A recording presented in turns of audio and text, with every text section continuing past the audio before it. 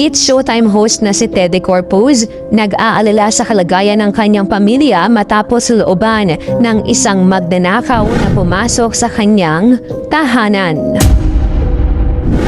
Ano-ano nga ba ang mga mahahalagang bagay na natangay sa loob ng kanyang tahanan? Para sa kabuuang ulat, alamin natin ang buong detalye.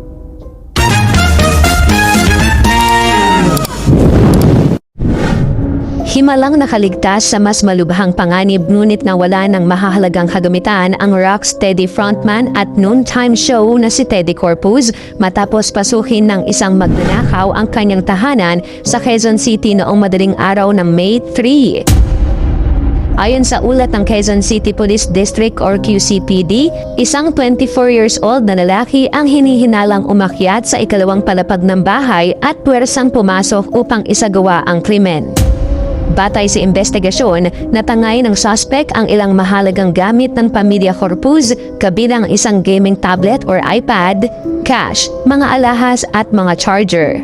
Mabilis namang rumisponde ang mga otoridad at matagumpay na natuntun ang kinaroroonan ng suspect sa barangay Holy Spirit.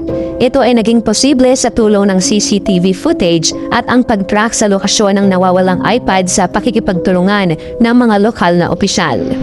Sa isang social media post, kinumpirma ni Teddy ang insidente at sinabing ipinatanggal na nila ang kumakalat na CCTV video. Ayon sa host, ibinalik na ng kapatid ng suspect ang ninakaw na iPad sa kanilang barangay. Bagaman inamin niyang may ilan pa ring mga alahas na hindi pa naibabalik sa kanila. Sa kabila nito, labis ang pasasalamat ng musikero na ligtas ang kanyang pamilya mula sa anumang pisikal na saktan.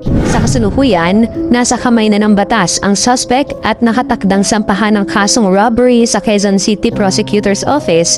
Mahaharap ang lalaki sa paglabag sa ilalim ng Article 299 ng Revised Penal Code. Habang patuloy naman ang paalala ng mga otoridad sa publiko na maging mapagmatsyag at siguraduhing laging nakalak ang mga bintana at pinto ng tahanan o bahay lalo na kung madaling araw.